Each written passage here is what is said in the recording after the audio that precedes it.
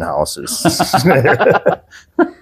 So, I mean, I'm on the internet, I'm talking to a lot of realtors, and that is a common theme I'm hearing from the people who bought at the 3% interest rate. They feel like they can't afford to let it go. Sure.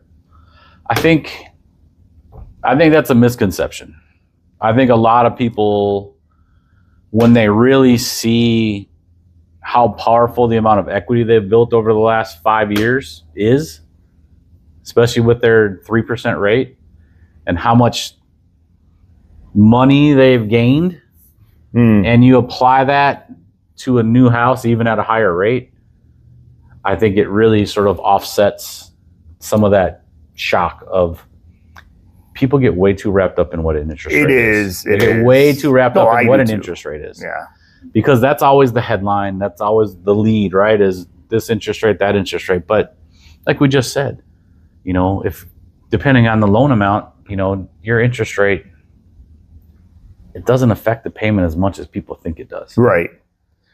People want a shiny number, and there's a lot of companies out there that'll send you a shiny number, and they don't really tell you exactly how much it costs to get that shiny number. And most of the time, the return on your investment doesn't make sense. Yeah. And that's why I try to educate my clients on ROI, pain points, and all that fun stuff.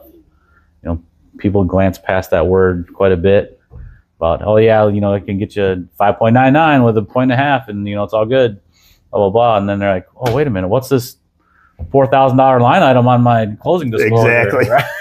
Like, what's that? Oh yeah, that's that 1.5 we talked about. We did have that with our lender.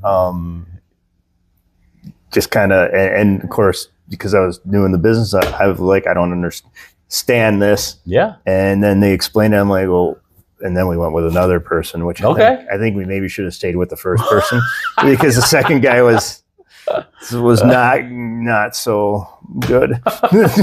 but it's tough. It's disappointing to hear that from people, and I hear it more. I mean, I hear it quite a bit, honestly. But I've been lucky. All the lenders that I started with when I started buying and selling homes, I still work with every single one of them.